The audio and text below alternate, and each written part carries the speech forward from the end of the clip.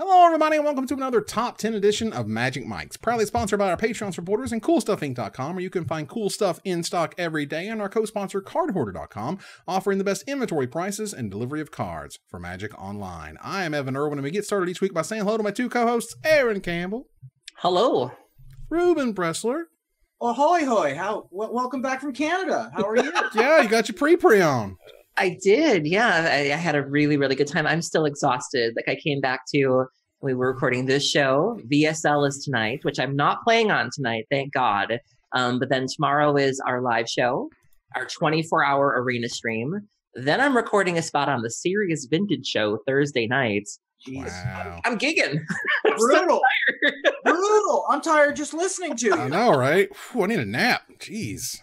Never stops, but it's a good problem to have. Never stop, never stopping. That was a. Yeah. I remember one of my favorite lines ever. Joan Rivers, the great Joan Rivers. Mm-hmm. She had a documentary a couple of years ago called "A Piece of Work," and she was talking about how when she would rather have her calendar be full than empty, because she goes, if it's empty, that means nobody loves you and nobody cares. And so I kind of have the same mentality of when I'm going, that's a good thing. That means life is going well. But if the calendar is empty, that's a bad sign. Man.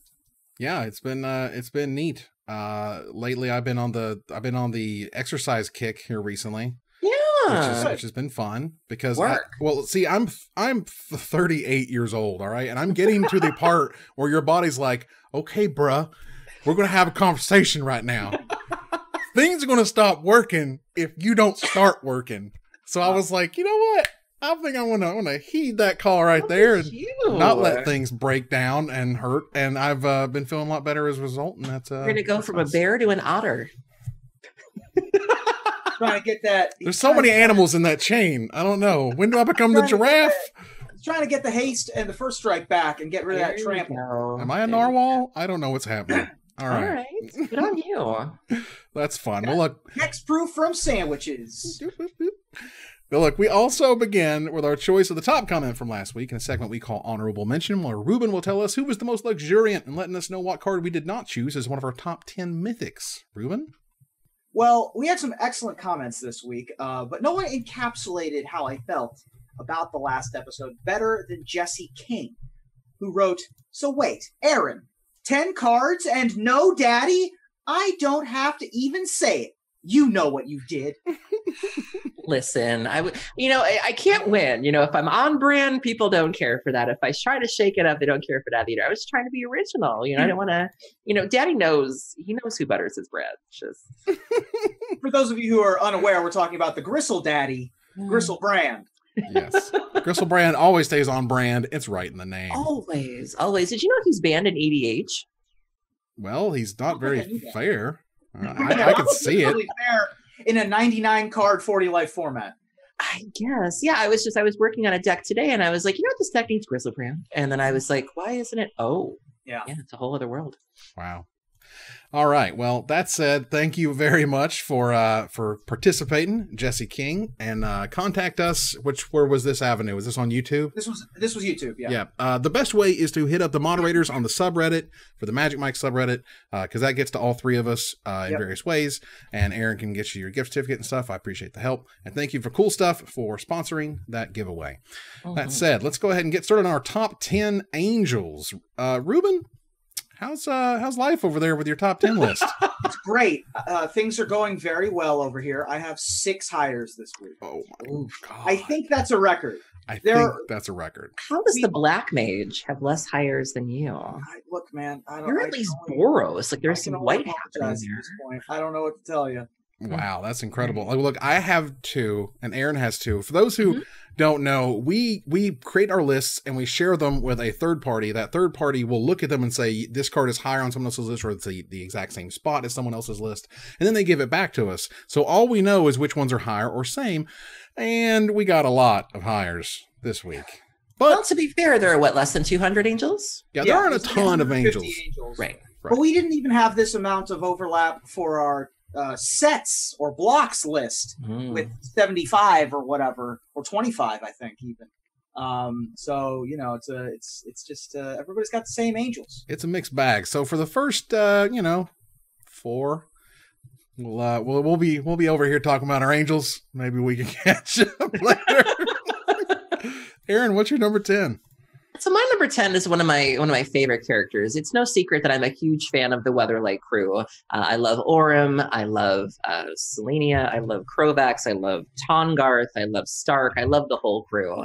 And my number 10 is one of the characters from this set and from this block. And it's a really neat take on an existing trope, the idea of sort of the guardian angel. One of my favorite cards. I never really got a chance to play with her, but she will always have a great appreciation for her. My number 10 is Selenia Dark Angel. So Selenia Dark Angel is 3 colorless, a white and a black. She's a summon legend back in the day, just summon legend. 3/3 flying. Selenia Dark Angel counts as an angel. Pay 2 life to return Selenia to owner's hand. So I really love just this whole storyline of the fact that she was sort of Phyrexian in nature, somehow bound to Krovax. Krovax fell in love with her. Because she was kind of artificial or enslaved, she couldn't really return those feelings to him. She's in battle with him. He decides to free her because he's so upset that she won't reciprocate, destroys sort of her tether. She flies off and kind of goes for the other side, inevitably has to kill her, and it sort of breaks him. He becomes Krovax the Cursed. And so I really enjoyed the neat take on that. It felt very interesting and very real. And then sort of the planar chaos version, or the time spiral version, Miri is the one who killed her, and then she became Miri the Cursed. And so I just really appreciated the storyline. I thought it was a neat take on something that had been done before, and very tragic all around. Absolutely. Also, a card that I was not aware was on the reserved list. This was printed in Tempest. It's currently about $4 or $5, and that number is probably never going below $4 or $5. As a result, they're just not going to be making any more of the Dark Angel. Cat Walker, absolutely. It's kind of upsetting that even the Planar Chaos reality, Selenia dies. Actually, there's no winning. At least the Tempest one. The Tempest one is Matthew Wilson. Okay, sorry about that. Which is no big deal. Ruben, we'll get to yours obviously later. Come on, man. For my choice, I'm sorry. I love you. All right. You worried people are going to forget that I'm here? Well, I hope not. Look, no, I'll remind you. Don't worry. Thanks, buddy. Okay. Well, I know you'll have some words on this one, because this card is a card that I know that you and I have both seen play. It came back to Standard and it was awesome. It was great when it first showed up, and you were playing and I was not. So with all those context clues, this card showed up in Apocalypse. I didn't get to play Invasion blocks. I don't know.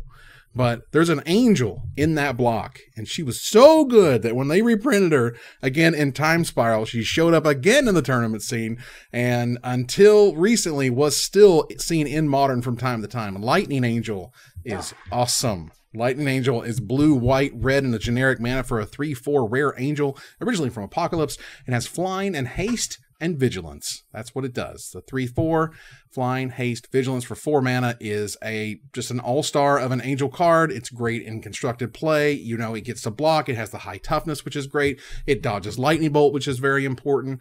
Mantis Rider's a thing and has more or less taken this spot over, but because the difference between 3 mana and 4 mana is just ridiculous.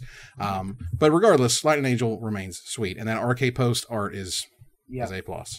Yeah, Lightning Control was very popular during the Apocalypse days when it was reprinted in Time Spiral, adding it to Modern, obviously, and Old Extended. It popped up basically everywhere if you wanted sort of a mid-range creature that could dodge Lightning Strike and Lightning Bolt, but could play offense and defense and special teams with the haste, and was able to be a consistent clock in your red-blue splash white or blue-white splash red tempo kind of decks. Inspired Mantis Rider, obviously, as you just mentioned, which is a staple piece of the Humans deck, which is a powerhouse in Modern right now. Excellent entry into the list, for sure. Absolutely. All right, so moving here to number 9. Number 9, for both Ruben and I, is higher on someone else's list. Aaron, do you have a number 9? Yeah, and I think it will represent all of us. So this was a card that we received as a preview card, and I've talked before about how it always feels really good when you get a preview card that actually sees tournament play.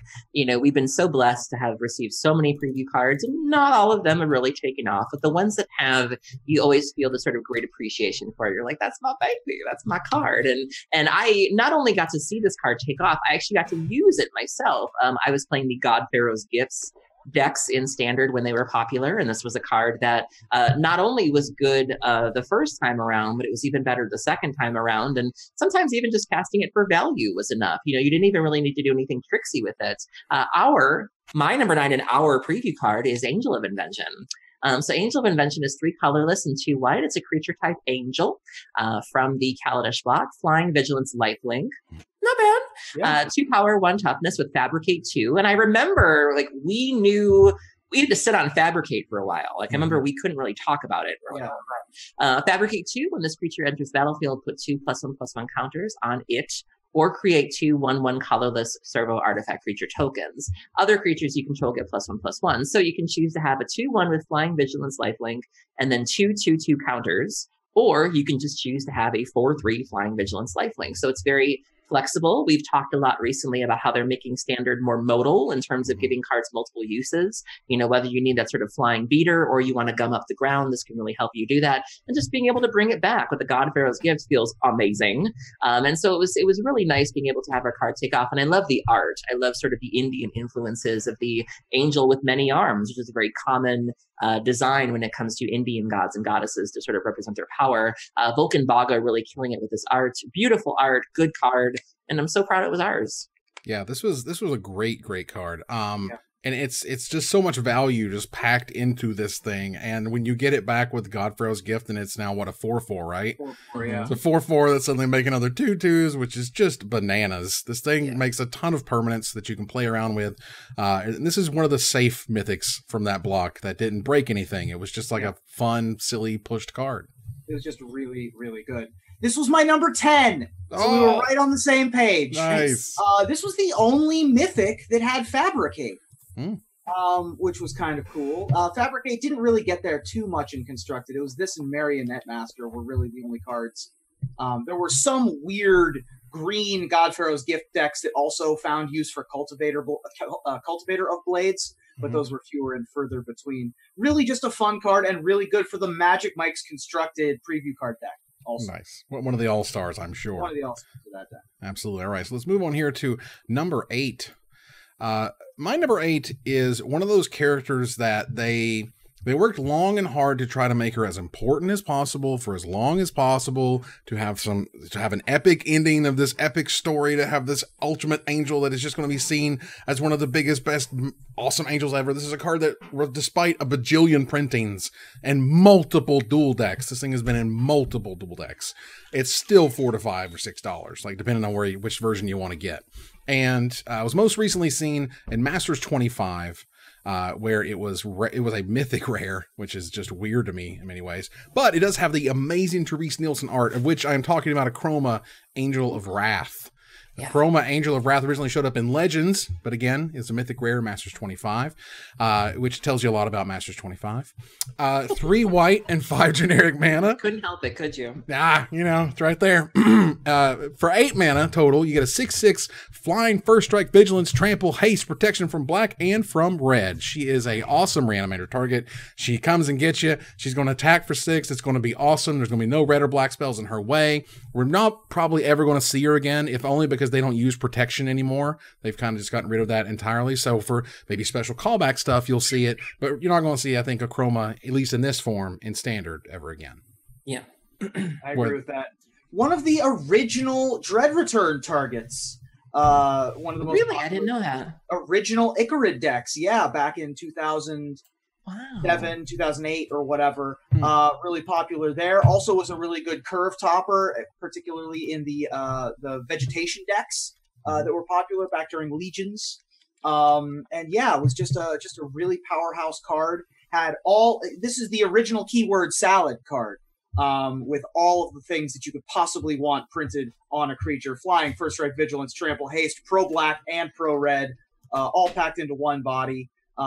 Basically impossible to kill in combat, and because of the vigilance, could play offense and defense, had multiple relevant protections. Just a really, really cool card. Yeah, it's absolutely sweet. Ruben, what's your number? I'm sorry. Aaron. Come on, man. I honest to God didn't even do that on purpose. I really didn't. I'm looking at the spreadsheet and I'm like, oh, Ruben's. You know the accidental daggers are the worst daggers. You know that, right? Aaron, what's your number? Oh! I guess. All right. I'll just keep sitting here. Oh, my God, Aaron, what's your number 8? Oh, my goodness. We'll have to do something with that green screen behind you, Ruben. So my number 8 was a huge part of Return to Ravnica Standard. It was a big creature in the Reanimator decks, which it's kind of a miracle. It's kind of strange that I wasn't playing them at the time. Like if I could go back, I was too busy playing Jund and trying to play Fair when I could have been playing Abzan Reanimator like the cool kids. But this was a very popular reanimation target. Really neat ability, lets you play it offensively or defensively. And when you look back on it now, you just kind of appreciate it in a very different light. My number 8 is Angel of Serenity. So Angel of Serenity is from Return to Ravnica. It is 4 colorless and 3 white. It's a creature type angel, 5 power, 6 toughness with flying. When it enters the battlefield, you can exile up to 3 other target creatures from the battlefield and or creature cards from graveyards. And then when it leaves the battlefield, you can return the exiled cards to their owner's hands. Or you have to. So you can use it offensively, just get rid of things on the board. You can also choose to get cards back from a graveyard. You can even do that to opponents' creatures. Opponents' things in their graveyard if you want to prevent them from being reanimated as well. 5/6 was a little difficult to kill. Mizzium Mortars was everywhere, so this was a nice way to kind of get around that. But this was the thing that you could just keep bringing back with things like Unburial Rites. And so if you had to, you could certainly cast it. I believe we had Farseek in the format, so it wasn't unreasonable to hard cast this. But at the same time, having multiple copies of this with Unburial Rites was just gross. And so just a really great way to kind of play with Exile, to play with Blinking. We had a lot of ETB effects in the format. And this was just a very unique kind of beater and a nice top end in those Reanimator decks. Yeah, this card was scary. Like, this card was really scary because how well it worked in no matter what situation you were in. Like, if you're behind, you take their creatures. If you're ahead, you take your creatures out of your graveyard and you'll get your Thragtusks back and all that stuff. Like, it was ridiculous. But this card did a lot of work in Standard, and it was really sweet. Pretty much the best possible Unburial Rites target during its time in Standard through the era where the Unburial Rites, either the Junk Rites or the French Rites deck, which I think was 4 or 5 colors. And lest we forget, people actually paid 7 mana for this card a lot of the time as well in Junk and Esper control decks, particularly during block. At Pro Tour Dragon's Maze, just as you can do worse than cast a 5/6 flyer for 7, especially if it's able to remove 3 blockers on the other side of the board or regrow some of your creatures or some amount of combination thereof.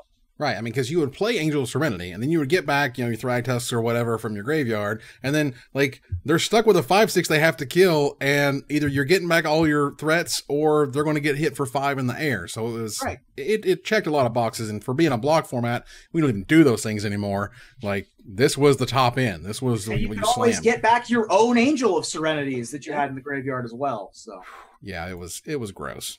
That said, let's move on here to number 7. This is where we also have a double whammy where both Ruben and I have hires. So, Aaron, do you have a number 7? No, mine's also higher. Oh, we got the KO. Oof. Actual KO. It's been a minute since we've done that. It was bound to happen. It was bound to happen, something like this. We're going to move on here to number 6. Ruben, what is your number 6? I have a number 6. Work. There are few angels that have been printed that actually see top tier competitive play, and even fewer that do so as a 4 of, and even fewer that win the Pro Tour. There are, it does not happen a lot. But one of them that did it was in the hands of our good friend Osip Lebedovich in the Astral Slide deck that won Pro Tour Venice in 2003, which 4 copies of Exalted Angel. Exalted Angel is 4 colorless, white. It's a 4/5 that says whenever Exalted Angel deals damage, you gain that much life. Now, has this one been changed to lifelink? No, I believe it's I think that this one's still the same. I think that still the same. This one combos with lifelink if you give it lifelink in some way. So it's a 4/5 flyer, but perhaps most importantly, it has Morph of 2 colorless, white. So a very common play line in this format would be to play an Exalted Angel face down on your 3rd turn, and then on your 4th turn, you would play an Astral Slide, 2 colorless and a white enchantment that says whenever a player cycles a card, you may exile target creature. If you do, return that creature to the battlefield under its owner's control at the beginning of the next end step. With 1 mana open, you would cycle something in your deck, something like a Forgotten Cave or a Secluded Step. Typically, one of those 2 cards were the most common cyclers, which allowed you to get a turn 4/5 flying that gained you life. Another common play line, of course, would just be played on turn 3, attack with it on turn 4, and turn it face up. which was very good against the Goblins decks of the time, and all those sorts of other aggressive strategies, the Beasts decks and things like that. So just a really iconic creature, still in the cube, still good enough to tangle with the best of them, and just a really, really cool old angel. This is a great way to look at how creatures used to be versus how creatures are now. Like, basically, the 6 mana you see there, that is the retail cost that you would see for cards of that era. This card was insane because it was pushed like no other angel, or certainly no other white aggressive creature had been pushed.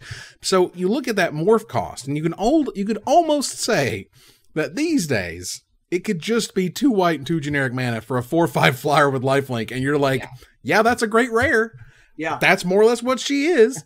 And you don't need to do the silly, crazy cycling stuff anymore. You can just be like, here's my monster. Because we have been spoiled rotten with amazing creatures. And let me tell you, we were not spoiled back then, at least back when I started playing and I heard all the tales of this card, because everyone was like, oh my God, this thing is ridiculous. Like, it was in my cube from the day I had it to the day I sold it, because this card was just nonstop value. Exalted Angel rules.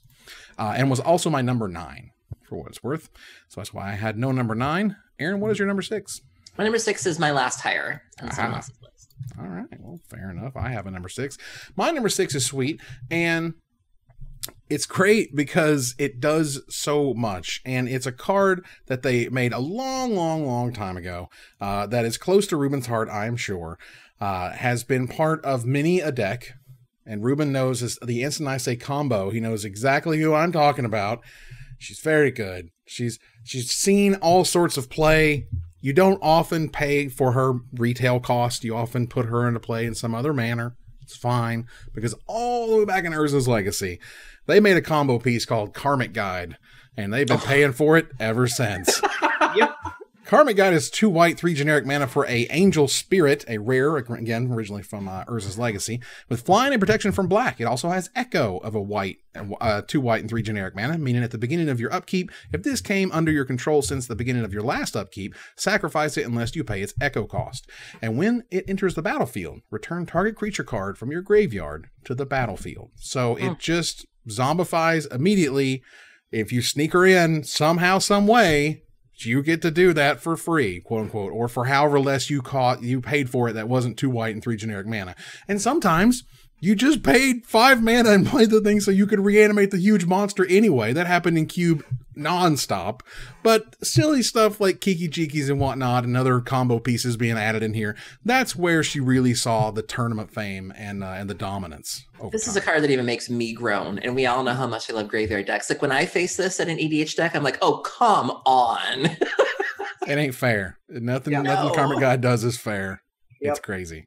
Let's talk about Protean Hulk for just a moment, because Karmic Guide was a huge piece of the Hulk Flash combo that won Steve Sadin Grand Prix Columbus back in 2007, and also featured in 2 other top 8s, one of which was from Gadiel's Lifer, Pro Tour champion, I believe, who was in that top 8 as well. Basically, what happens when Protean Hulk dies is you get to search your library for 6 converted mana cost of creatures. And Flash lets you sack it immediately for just a couple mana. So the combo, you would go get a Carrion Feeder and a Karmic Guide. And the Karmic Guide would bring back the Protean Hulk, and then you could sack it again to Carrion Feeder. You go get Body Snatcher to copy things, and then you go get a Kiki Jiki and make an infinite number and attack people for the win with your Kiki Jiki. It was quite complicated, so complicated, in fact, that Steve Sadin himself didn't know how to complete the combo when he first cast it in the tournament, but caught on quick, learned how to do it, and I'm sure there are videos that can teach you how to do so going forward. No angel has really featured in a combo deck primarily. There are angels that feature in combo decks, which I'm sure we will talk about going forward, but yeah, exactly. Hi, Aaron. But this one is primarily a combo creature. Yeah, this card is just absolutely silly. And it's you have that story forever of which, like, Steve Sadin's opponents, they were scooping to him. He would be like, I've got it. And they're like, okay, great. And they would scoop up until finally something like round 7 or something. And somebody's like, all right, kill me. And he's like, what am I supposed to I need an adult. You're supposed to concede now. That's how the combo works. This is the concede time. It's so funny, you know. As a combo player, I've always been prepared to show my work. I've never expected. I'm always surprised when people scoop. I'm like, you're not going to make me show you. Like, but I'm happy. Well, because I was in that exact same position at the 2007 Invitational where Steven Menendian, Mr. Vintage, was showing me this deck, and I would start playing it, and then I'd be like, okay, here's what I got. And he's like, you got the nuts, you're done. And I'm like, okay, I got the nuts, I'm done. And I'm playing Antoine Ruel, and I'm like, Antoine, I got the nuts, bro. And he's just like, okay. And then I proceed to literally just like bumble fart my way into just absolute awfulness. I kill myself with like gushes and gushes and that. You played Gush? Yeah, you play Gush in the whenever you play a land, you get a damage. Fast Bond. Fast Bond, thank you. I just fast bonded myself into oblivion. It was so sad. It was sad is what it was. It was a bunch of grown men standing around watching me be sad. Wow. Whew. So yeah, that said, Karma Guide is still great, and that's awesome. Let's move on here to number 5. My number 5 is a card that featured highly in a lot of decks, but primarily lived and breathed in Birthing Pod. Most of the creatures in the Birthing Pod decks of modern past were creatures that had value when they came into play, or when they left play, or both, or had some sort of trick with coming into play. This was not that. This was something that you went and got on purpose, and that's what it did. It had an effect while on the battlefield, making it a totally unique card in those decks, and it was particularly good in the Birthing Pod Mirror because your opponents could not activate abilities of creatures they controlled. Because my number 5 is Valla, the Keeper of Silence. Yes. 2 colorless white for legendary creature Angel. Activated abilities of creatures your opponents control can't be activated, and is a 3/4 creature with flying. Yeah, boy howdy. This card... This was from Rise of the Eldrazi, right? Yes. Originally from Rise of the Eldrazi. Got to like stupid levels, like, $40, $60, $50, $60. Like it started getting like crazy up there. They finally reprinted it in Modern Masters 2017. It's like $16, which is fine, which is fair. It's still good. Wonder Twin was around back in the day. I mean, this was a very important card. This was a main deck worthy card. And when you really look at Modern and sort of the diverse card pool, and you really think about just how many of those things have activated abilities, this card did work. Yeah, this card is very aggressively costed for what it does. This is one of those creatures that, again, at the time, I could really start to feel like they're really pushing creatures. Like creatures, this is a card that you would see as a 2/4 or a 1/4 or something like maybe like a 3/3. Again, there were certain numbers that you started to see being shaved and certain things being added to creatures where I was like, wow, Linval's nuts, man. That's a killer mythic rare, and it was great then. It's still great in casual formats. EDH players love Linvala because it just like stop your yeah. Oh yeah, sure. Yeah, stop your shenanigans. This is the stop your shenanigans, type of card. My number 7. Nice. Well, there you go. All right. So my number 5 here. My number 5 is a card that is fairly iconic for me and in a variety of reasons. I left the game right after Stronghold, and I came back right around Darksteel. Again, at least to me, famously, first, like my day was like, what happened to Magic? Let's look up Magic. They were previewing Skullclamp that day. I kid you not. That's the day. If you want to go find the day that Evan came back to Magic, that's the day. That's the Simpsons gif of like Homer walking in the bar and then Homer walking out the bar, or is it Grandpa? It's Grandpa, yeah. Yeah, and we're out because I was just like, this card is completely insane. Well, it was great because when I came back to Magic, I got to go back and look at all the old cards and be like, oh my god, look at this, look at Spirit Monger. That card was just blowing my mind. Yep. All these cool things, and in just the last set, this is like the artifact set, and it's doing some seriously busted stuff, and they had an Angel in Mirrodin. And I was like, holy cow, this card is like, this is one of those, like, your whole axis changes about the way you think about Magic. When Platinum Angel says you can't lose the game and your opponents can't win the game. And you're like, a Magic card can do that? It can control the whole game's outcome right there on the card. Yep. That was awesome. So for 7 mana, it is a rare from Mirrodin. It's an artifact creature Angel. She's a 4/4 flyer. And again, you can't lose the game and your opponents can't win the game. And I love this thing. It's still worth money because it's going to be in all the cubes. It's going to be in all the EDH decks. It's an artifact, so it goes so many different places. It's still powerful for what it does, and it's just an iconic, awesome card. It was last seen as a Kaladesh Invention, which is absolutely ridiculous. Bodacious. Ooh, from Victor Adame Minguez was just spectacular.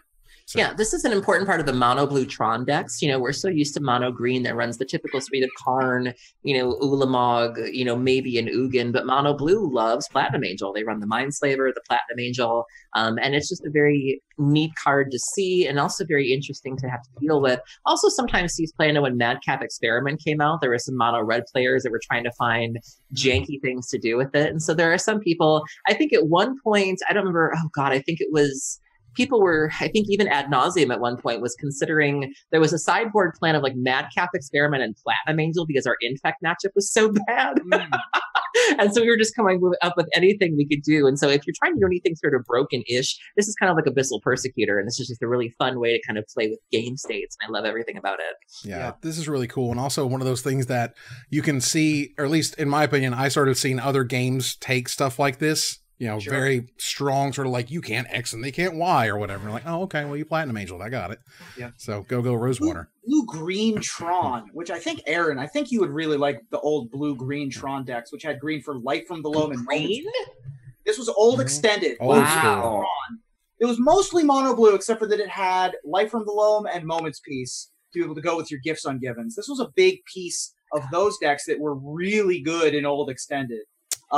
Also a great welder target, a good 12 postcard, and lest we forget, it won a Pro Tour back in 2003, Pro Tour New Orleans, in the hands of Rickard Osterberg, which had a lot of fun one-of artifacts in it, and thereby is in the Pro Tour winning cube.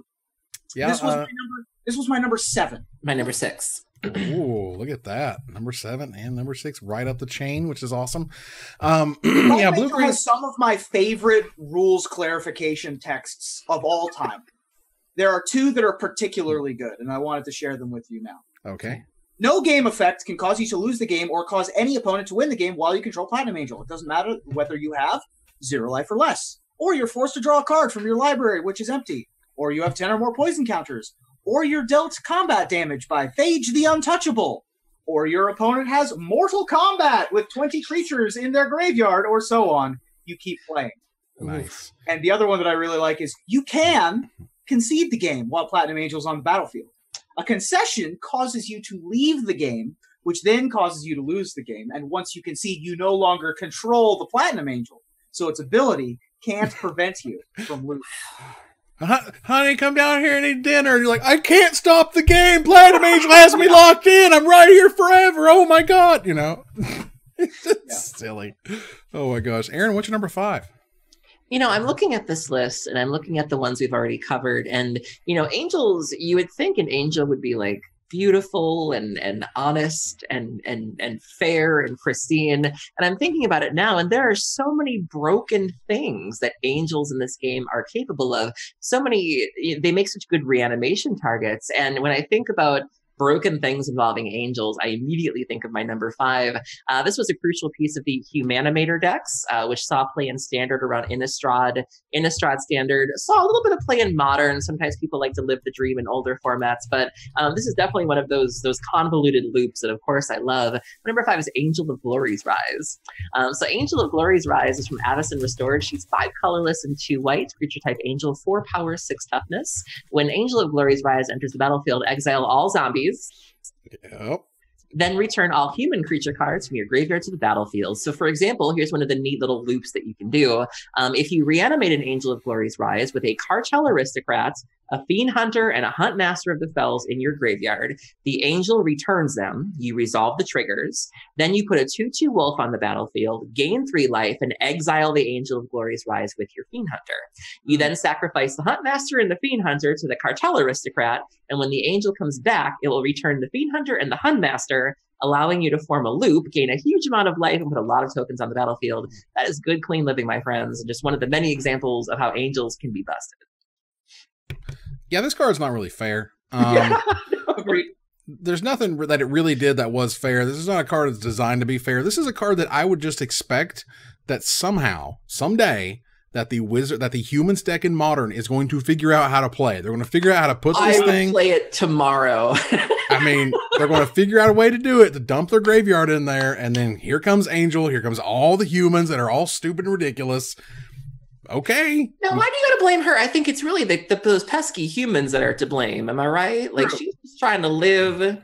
Wizards is now weirdly constricted when it comes to using the human subtype. Like, I remember when that new deputy of Sphere, the detention Sphere guy, came out in Guild. People were like, "Oh, thank God, it's a Vidalcan," because that's not what humans needed. Yeah, we really. There were a number of interesting combos that Angel of Glory's Rise enabled, particularly with Fiend Hunter, Burning Tree Emissary, and the 1 mana, pay a mana sack outlets that were available. Things like Disciple of Bristlebrand and Undercity Informer that allowed you to have these infinite loops, get infinite mana, gain infinite life. With Cathedral Sanctifiers of all things. You just dump everything you could possibly can into your graveyard. Grizzly Salvage, Mulch, Chronic Flooding in some cases. Jeez. Just anything that lets you turn your library face up. Everything that Aaron loves. I remember Chronic Flooding, yeah. Hey-yo. Talk about a Chronic Flooding. Listen. Hey now. Woo! True. All right, let's move on here to number 4. Oh boy. Let's see. All right. So we have here for number 4, Ruben, what's your number 4? It's time for old Rip Van Winkle to go back to sleep. I got a higher at number 4 and at number 3. All right. Ooh, woof. Well, there's your 6, ladies and gentlemen. There they are. He's got somewhat of a top 10. Aaron, what's your number 4? So one of the things I love the most about EDH is sort of the politics of it all. You know, I love to play commanders that are very subtle, which is so unlike me. You know, I love to play commanders that are very unassuming. You know, when I'm playing She-Ray, it looks to be just a bunch of crappy common black creatures until the engine starts to form and you realize what it is that I'm trying to do. When I'm playing Omnath, you know, I just like to bank mana. It's just 52 green mana. It's fine. And then I Squall Line you for 87. It's totally fine. You know, I love the unassuming nature of EDH. I love turning people against each other, and nothing's better than turning people against each other and also insulating yourself. And no card does that better than my number 4, which is Gisela, Blade of Gold Knights. So Gisela is 4 colorless and a red and 2 white. She's an Avacyn Restored legendary creature angel, 5/5. Flying in first strike. If a source would deal damage to an opponent or a permanent an opponent controls, that source deals double damage to that player or permanent instead. And it says if a source would deal damage to you or a permanent you control, prevent half that damage rounded up. So I have this in my Marchesa, Queen Marchesa EDH deck, which is very pillow fort. I've got my little Ghostly Prisons. I've got my little No Mercies. But every once in a while, you get somebody who's feeling ballsy. They're like, I don't care if you have No Mercy. And you slam this and you're like, you guys kill each other, okay? And then when they see that not only are you protected, but they see the incentive, if they have a choice, they're not going to chip away at you where they have to worry about the half damage nonsense. No, they're going to do something with each other. And then you sit back and laugh, and it feels great. Yeah, this card was amazing, and until they finally reprinted it a few times, this card started to get really expensive. It's even been an oath target in Vintage, depending on who's piloting it. It's a spicy, you know, sort of oath target. And sadly, Gisela, you know, getting merged with Bruna is no longer with us. They are part of Brisella, which was slaughtered by Thalia and Sigarda. So Gisela's gone, but this card definitely sends a message when you slam it on the board. You're like, all right. I mean, this is politics 101 right here. You're like, why are you messing with me? You got double damage over there. That's twice as much. And you know what else I love in EDH? I love accidentally killing people. And this card facilitates that, where you just have it on the board, something happens, and it's like, that's double damage. And then you're like, whoops. Oops, the whole EDH game. Sorry. For as much crap as we give Avacyn Restored, it might have had the best pre-release gimmick of any set ever, which was the Hell Vault. Yeah. I loved that opening of the Hell Vault thing. We had it at Universe of Superheroes, otherwise known as the Wizards Guild in Athens, Ohio, and it was sitting on the singles case for like a week and a half. And we were like, "What? We don't know what to do about this thing. Like, what? This is just looming over us, like it did all of Innistrad for millennia." And it was a really memorable experience. And then you open it up, and it has like oversized foil Gisela and some cool stuff in it. Yeah, that was awesome. Yeah, it made a bunch of players mad. It did. Because that's Magic. Because we can't ever enjoy the nice things, and some people got all foil stuff, and most people didn't. And because most people didn't, got the foil stuff. I just remember seeing stuff. Right. Somebody got the foil stuff, which meant like $50 tokens, and everybody got like, you know, ridiculous bank. And then some people, well, most people just got the non-foil regular, which was still neat. It's just, it created this weird animosity towards the people who got them and didn't get them, and why didn't they get them? We remember it is the point. We certainly do. Still recall opening the Hell Vault. Well, look, my next pick is probably the most recent entry into a list of this sort. Not hard to figure out with the context clues here, because Wizards made an absolutely gorgeous, incredible piece of artwork here with Chris Ron, and created, I mean, it is an angel that is a lord to other angels. It is Lyra Dawnbringer from Dominaria. Is 2 white, 3 generic mana for a 5/5 mythic legendary angel with flying, first strike, and lifelink. And other angels you control get +1/+1 and have lifelink. She's the angel lord. Like, she's incredible. She's been rocking standard. I think she's going to be there for a good long while. This is one of those cards that just goes up and up in value over time because it's just iconic and it's gorgeous. And oh my god, the foils look unbelievable. And yeah, so this is the whole package in my opinion. I used to use this card in my Approach of the Second Sun deck, because when you would do your sideboarded games, people would take out all their removal and they would bring in their Duresses, and then you would bring in 4 of her and you'd maybe board out a copy of Approach and be like, all right, here's a Lyra. And they're like, yep, I have nothing. And you would just beat in with a Lyra. And sometimes that's all you need. Like, I won games on the back of her, 4 swings, you're out. And sometimes you just get there. 25% of your life total. 25% of your life total. And also the life gain, like keeping you up. I mean, mono red Mardu vehicles was a thing, and this was a great, insulation against that. Yeah, this is as good as I get.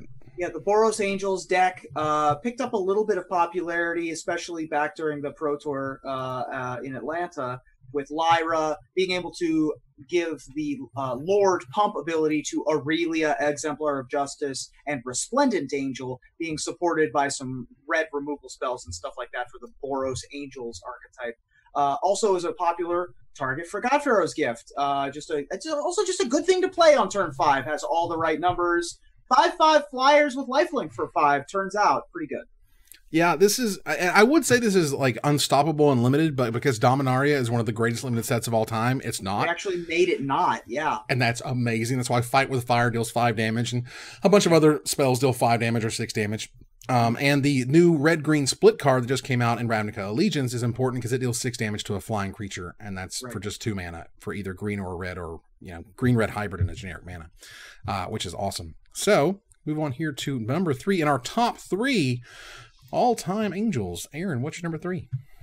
So when you have an iconic creature type like angel or like zombie, it's really important to keep it fresh. There's only so many ways that you can do angels. You can't just keep churning out the same old white angel over and over again. She's holy, she's virtuous, she's beautiful, all that stuff. You got to mix it up a little bit.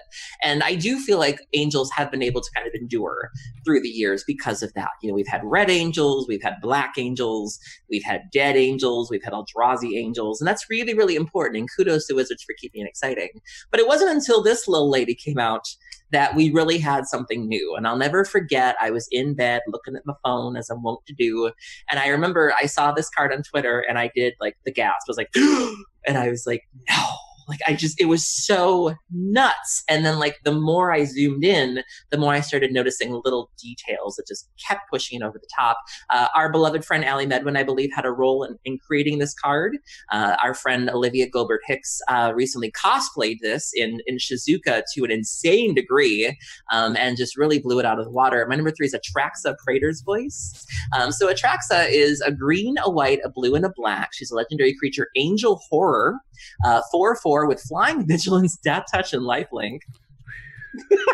And at the beginning of your end step, proliferate. So she's a Phyrexian angel from the Commander 2016 set, and just immediately took over Commander. There were so many Commander decks that came out because of her. Just broken decks involving Panharmonicon, Chain Veil, Planeswalkers. Like, this is a deck that you're just going to see some nonsense. Like, no one casually plays Atraxa. Like, if you're playing Atraxa, you're here to do nonsense. And shout out to Victor Adame Menges. This was definitely a level up moment for him in terms of artwork. Like, look at the art. Like, you just look at how beautiful it is and how specific it is and how gross it is, but still kind of grotesque in like a beautiful way. And, the artwork is out of this world. The card itself is out of this world. The card, it just facilitates really broken strategies and made a huge impact on Commander. And there's just nothing else like it. I mean, there's a whole. First of all, there's a reason this card is $15. Like, you know, Yeah. and it's seen literally nowhere else other than Commander, because this is a Commander's Commander type of thing. Has Proliferate, which is an incredibly awesome ability. They keep kind of teasing that they're going to bring it back someday. They're like, we thought about it for the Simic, and we're like, okay, thanks for letting us know that we don't get this really cool mechanic anymore. But again, Flying, Vigilance, Lifeline, Flying, Vigilance, Death Touch, Lifelink. Those are like your 4 abilities across the 4 different colors. Yep. This is a beautiful card. Who doesn't love Phyrexians? Phyrexians are awesome. They're the coolest bad guys that Magic's ever had. Yeah. This is the most popular commander, according to EDH Rec, by a lot. Wow. 5,383 decks. The next closest runner has 3,600. Wow. By a lot. That's and an it's order of no magnitude. wonder, because you can have a +1/+1 counters theme. You can make it a Planeswalker deck, because you can proliferate the loyalty. You can make it an infect deck. You can make it an energy deck. Even -1/-1 counters. There's so many things that you can do with Atraxa. And of course, being spread across 4 colors makes it a super attractive option, because you get to play almost anything. Just like Aaron's background there, the only thing that's missing is the red mana. And I may have to hang it up after this weekend, because I had a lot of fun getting Spectacle online. Woo woo. All right. Well, my number 3 here is an iconic card. This is a card that I don't think, it's around $17-ish. I don't think it's literally ever been cheaper than that. Even when it was in Standard, it was just beloved, and it didn't even see that much play. This is one of those cards that, like, it saw the play that it did on kitchen tables because she's incredible and iconic and has a big old mana cost with a ton of abilities that are awesome, and Wizards didn't reprint her for a heck of a long time. In fact, all the way until Iconic Masters, she didn't show up again, which was crazy. They had a From the Vault with her in it. They have a Judge promo by Howard Line, which is absolutely insane, by the way, because I'm talking about Avacyn, Angel of Hope. Avacyn, Angel of Hope is 3 white, 5 generic mana for a mythic legendary angel. She is an 8/8 with Flying, Vigilance, and Indestructible, and other permanents you control have Indestructible. Why? A lot. That's a lot of things. It's a lot of keyword soup here in this one, but as such an iconic character, this is one of those cards that, like, even when it was back in Standard, it was a $20 card, and you're like, no one plays this card. And you're like, you don't need to, because all of the casual players, all the Angel lovers, this is the card that you have to have in your Angel deck, or it's not an Angel deck. Like, nothing brings an EDH table together like this card. Like, when somebody plays that, it's like, can you deal with that, please? Okay, yeah, I'll counter it, but can someone? Oh God, like, it just causes so many headaches when you're just like, and I know recently they've been doing it where when something gives an effect like that, it's usually like every other, but she has Indestructible too, so it's not as simple as like, I'll just Hero's Downfaller. You can't. Like, why? If I'm paying 8 mana, I'd better be getting my money's worth. Fair. But just, But she brings all that value. Gross. For 8 mana. To me, it just in terms of like the top 3, like this to me is essentially replaced a Chroma in terms of like the most beloved 8 mana, super expensive angel that does all these awesome things. Like, she has the right keywords these days to be that angel, to represent that kind of power level. Yeah, absolutely. All right, so let's move on here to number 2. Ruben, what's your number 2? I have a number 2. Oh my God. My number 2 is the same character, but from a slightly different era. My number 2 is also Avacyn. Not an Angel of Hope so much anymore, though. Now an Archangel. Oof. And also a Purifier. Nice. Archangel Avacyn is my number 2. 3 colorless white gives you a legendary creature, Angel, with Flash, Flying, and Vigilance for a 4/4.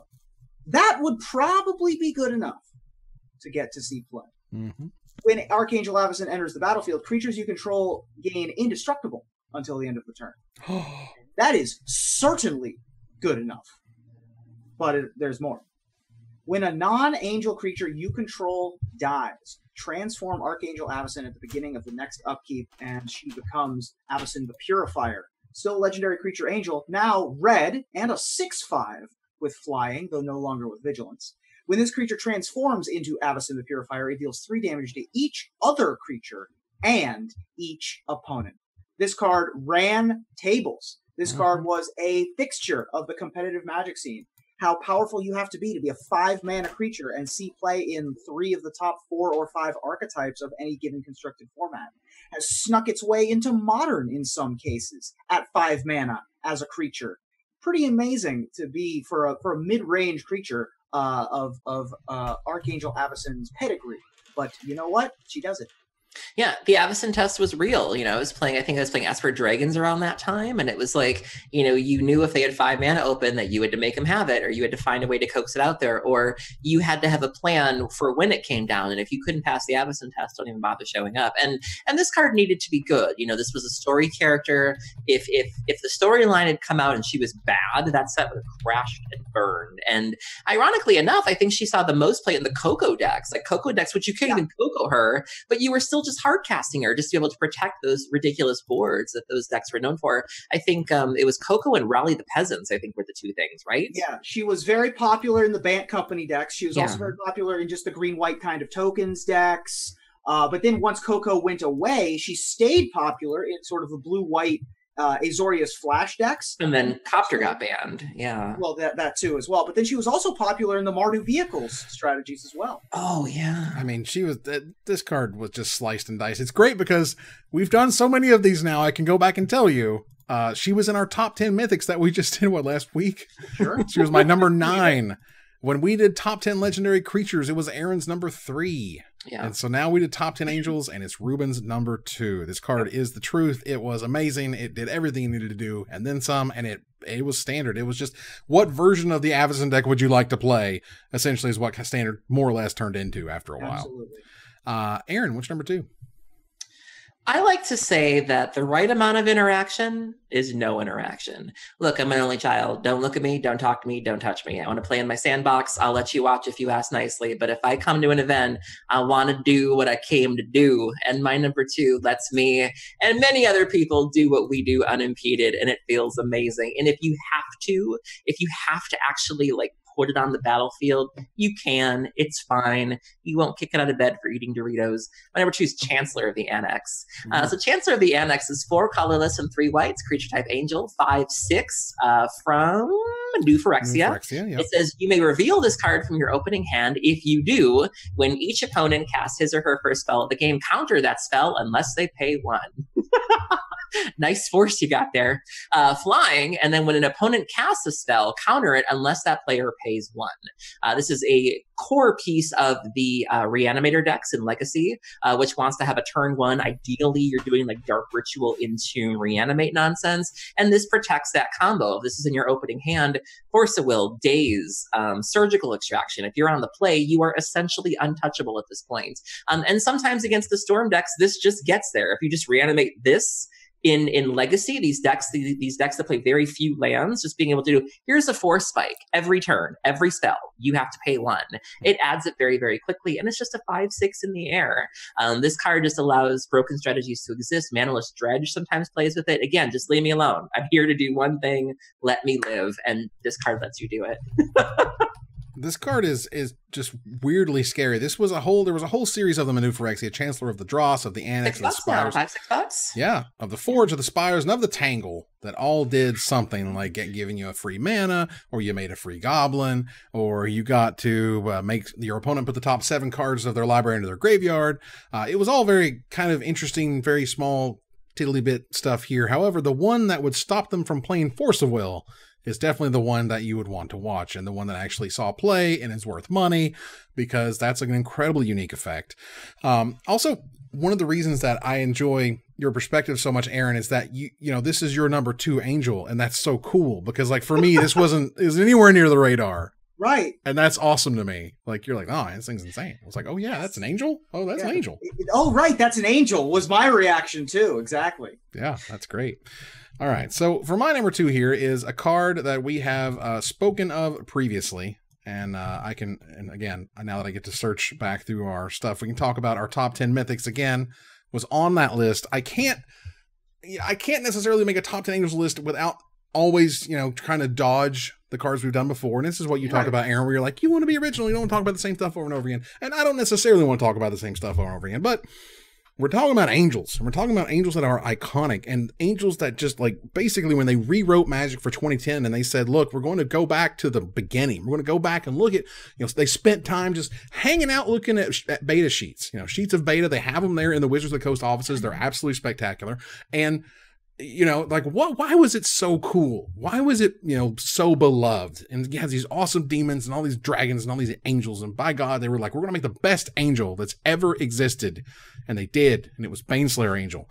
Baneslayer Angel is 2 white, 3 generic mana for a mythic creature angel with his flying, first strike, lifelink, protection from demons and from dragons. She's a 5/5 monster in the air. She ruled Standard. She helped win a Modern Pro Tour. She was incredible from the time that she was in Standard from 2010 through 2011. They've not reprinted her. I wish they would because I love playing with this card. This is a super fun card. We're not going to see it again probably because, again, they've moved away from protection. Lyra is very close, but Lyra is a legend, so you can't play 2 of them like you could play 2 Baneslayer Angels, which was a thing. Yeah. And sometimes that stops big, scary monsters from coming to get you, but Baneslayer is just a house. Yeah. Lives in the same neighborhood that Lyra lives in now, obviously, and has the similar kind of, well, just throw her in anything and she'll be good. Obviously, won a Pro Tour in a zoo deck, a Naya-colored zoo deck. One in the hands of Brian Kibler there, and then later in a different Naya lightsaber deck with Andre Quambro, which was much more mid-rangey. Also saw a ton of success in the Mythic Conscription decks and the Mythic Vant kind of decks, and also just blue-white control, just good in good old-fashioned Cawblade and stuff like that. It just shows up whenever you have 2 white mana by turn 5, you probably want to cast a Baneslayer Angel. This was also, by the way, my number 3, so I'm right there with you. Nice. Baneslayer was one of those cards that, yes, it dies to Doomblade, but if I untap with her, you're probably dead. Right. And that was such an awesome feeling. And there'd never been, at least to that extent, those types of really powerful creatures in Standard where Wizards is like, fine, we're just going to give you everything. We're going to make it a 5/5 and first strike and lifelink and whatever. Like you're getting all of it. And it was fantastic. So let's move on here to our numero uno. And clearly I've missed a few of those that are higher on your list, Ruben, because we've ran out of options. It must have been, I have a guess as to what, I think Evan is my number 4. Okay. Aaron is my number 9. Okay. And I think my number 8 must have gotten misregistered somehow. And it's possible. That said, Aaron, what's your number 1? I mean, there's nobody else that this could be. I tried really hard. I tried doing the whole like original thing, but it just kept coming back to this. When I think of one angel who has brought me more perverse joy than any other angel in the multiverse, it's got to be this one. I mean, nothing feels good than resolving this card, which was never meant to be resolved on turn 1. But seeing it on the battlefield on turn 1 just leads to hilarious board states, and I can't even look at her. Because I just think of all the dumb things I've done. There's a small number of decks that she does nothing against. But when you find the right one, elves, high tide, burn, nothing feels better than a turn 1 Iona Shield of Meria. So nice. Iona is 6 colorless and 3 white. She's a 7/7 flying angel from Zendikar. And it says, as Iona Shield of Meria enters the battlefield, choose a color. Your opponents cannot cast spells of the chosen color. So you do your Dark Ritual, Entomb, Reanimate Iona on turn 1. Oh my God. You name white against miracles, you name green against elves, red against burn, and you laugh. And you never, it's like a hug from Jesus. It just feels amazing. And I just look at this card. I've had so many good times with her. And it just had to be my number 1, because when you find the right deck and you get the right color, it's just done. I'll never forget one of my favorite memories with this card is I was playing a Reanimator Mirror. I was at an event in Illinois, and we had 3 games, and neither one lasted past turn 1. So like turn 1, he got the Iona off. Game 2, I got the Iona off, and then game 3, he got the Iona off. Because you do Iona Black, and that would kind of get you the mirror. And our opponents just next to us were horrified. They were like, that's unseemly, that's ungodly. And we were having a blast, and we were having so much fun. And I just love this card so much. Reanimator got to win that match 3-0. So. Right. But just being able to race people and be like, whoop, feels great. This was indeed my number 9. Nice. Well deserving of a spot in the top 10s. One of the biggest, beastliest Reanimator targets. You look at the lists the names of the decks that Iona shows up in, and it's a murderer's row of everything Aaron loves and adores. Gifts Ungiven. Dredge, Gifts Ungiven, Reanimator, Madness, Survival, Show and Tell. Like these, just cheated into play. There's like one Tron deck that's trying to, 9 mana in this economy? Yeah, it's hard. It's it's honest work, but it's a living casting for 9 mana 7/7, which it looks like LSV is the only human that was actually paid. And it's still just a body. Like there have been times you're playing Eldrazi and you're like, well, I can't name a color, but here's a 7/7 flyer. Deal with it. I mean, this is the card that the last time I got to play where there wasn't Cube, and I was playing against a black-blue control deck, and I'm like, okay, I know they have bounce spells and they have removal spells, and if I name wrong, yes. And I was like, okay, blue, and then they were like, kill it with a black spell. I was like, no, that's the worst. I have been there. Well, I'm up against black-white. I'll name black because they have kill spells, and then they're like Path to Exile. Yeah, darn immediately. Every time. Look, this was on 2 other top 10 lists that we have done. Can you name one of the top 10 lists that she was on? Reanimator targets. Nope. We haven't done those yet, I don't think. We haven't done those yet? Not yet. Was not on Mythics. Nope. Legendary creatures? Did we do that? We did, but it's not on it. Really? It's okay. She was on both top 10 hate cards and top 10 control finishers. Oh, okay. Yeah, so this girl's just Urwer. She just does whatever, which is great.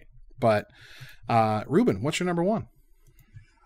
I could not think of an angel that I would put at number 1. As soon as I started thinking of what would be number 1, as soon as I came across this card, it couldn't have been anything else. Because no angel has had the competitive pedigree. No angel has top-8'd more Pro Tours, top-8'd more Grand Prix, won more tournaments, been a staple part of more decks than Restoration Angel. Restoration Angel is a 3 colorless and a white 3/4 originally from Avacyn Restored. Flash, flying. For 4 mana. Probably already good enough, but the selling point being, when Restoration Angel enters the battlefield, you may exile target non-angel creature you control, then return that card to the battlefield under your control. In Standard, this most often blinked Thragtusk, which allowed you to get the front and the back end of Thragtusk over again. It was you were able to get it back with Angel of Serenity in the junk decks as well. So that you could do it all over again. Obviously, Tristani, Celestia's Voice, allowed you to gain even more life. And then Restoration Angel saw additional life in the older formats alongside Kiki Jiki. So lots of really great things you can do with Restoration Angel. Even in the control decks, a lot of the blue decks at the time was just 4 Snapcasters, Augur, Bolus, and Snapcaster, and call it a day. That's what you were doing. That card is just obnoxious. It's certainly seen competitive play. I just don't like facing it, so that's why it wasn't on my list, because it was like, I hate her. Like, just nothing good happens, where it's always groan worthy whenever she hits the board, where it's like, oh. Well, I actually feel bad I did not have her on my list, which is kind of insane. And Wizards was convinced at the time that Wolfir Silverheart was the 5 mana green creature. And who? Exactly. You don't know what that card does. I didn't know what it did. I had to go back and look it up. I knew it was 5 mana and it had silver in the name. And I was like, wait, what was that card? Oh, you mentioned wolves, though. There was even a Naya deck where it's like blinking a Huntmaster was fine, where it's like, stop. Like, there was just so much ETB in that Standard where it's like everything blinked. It was insane. And then, of course, once you move into Modern, it is a huge part of the birthing pod decks. Combo, the combo birthing pod decks, or even the Thune pod decks that use Archangel to gain a bunch of value as well. Yeah, and ultimately, in terms of angels and their impact, I think Resto is certainly up there, and like, wow, is that like Angels in the Outfield? Yep, it's definitely like Angels in the Outfield, exactly like that. You got it. Look, for my number 1, and we're gonna have to figure out what Ruben's mystery number 8 or number 4 is. Yeah. But for my number 1, you gotta go back. This is my number 4. This is going to be my number 4. You gotta go back. I gotta go back to the very first Magic cards ever made. I gotta go back to Alpha, baby. I gotta say, like, what angel did things start mattering? Why was it important to have angels? Why did people fall in love with angels as a creature type? What was the first angel that was so good at the time they wouldn't put it in corsets for a while because they thought it was too good. It was insane. The curve was not that good ever. But back in the day, in the very, very back in the day, Pro Tour Uno was a finisher in that deck. Serra Angel is where it all started. 2 white, 3 generic mana for a 4/4 with flying and vigilance. To this day is excited and limited. To this day is an iconic creature that whenever she gets an artwork update is really important to see it that way. And that original Douglas Schuler artwork, oh my God, I'm telling you, they hinged a lot on the back of Serra Angel. That image was on everything. It was on portfolios. It was on all the products they could make. It was on deck boxes. It was all over the weird cardboard boxes they'd make so you could hold cards and stuff. I mean, that Serra Angel was everywhere, and she was gorgeous and great. And just one of the reasons I think that Magic was and is as successful as it is was the incredible artwork the game had to offer. Yeah, I know when Dominaria was coming out, and and the spoilers were slowly but surely being released. That's another one of those iconic characters that we got Yawgmoth, but people were like, Sarah when? Or on Sarah's wings, we'll take it. Like that's just another one of those old iconic creatures and characters that people just clamor for, and they'll take her on an enchantment, they'll take a flavor text, and just even mentioning her drives people into a frenzy of like Sarah. Heather Dawn, in particular, Revised Angel, is constantly like Angel Planeswalker when. Just Tiana's nice, everybody's nice, but damn it, give us Sarah. They love her, they'll take her any way they can get her. Nice. This was indeed my number 4. Obviously, a staple part of Zach Dolan's Worlds winning deck in 1994, as well as Tom Chan Peng's White Weenie strategy in Worlds 1996, where he would play a Pump Knight and then play some other ground pounder garbage. All right, we'll trade a couple of times, but after the Wrath resolves, Serra Angel's here to take over business. Nice. All right, so that wraps up my number 1, which means that's your number 4. So what was your number 8, Ruben? So the only thing I can assume is that perhaps our editorial staff didn't realize that there were 2 Linvallas. As my number 8 is Linvala the Preserver. I see. They just looked at the first word. Okay.